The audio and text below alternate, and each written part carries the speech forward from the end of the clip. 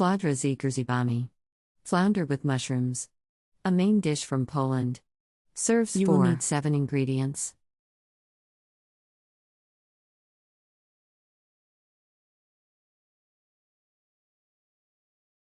Step 1.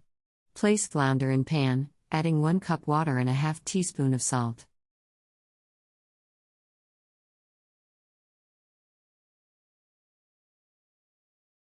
Step 2. Simmer until flounder is tender. Drain off and place water on side, allowing fish to cool. Slice flounder into large pieces. Step 3. Place back in pan, adding chopped mushrooms and fry in butter until brown.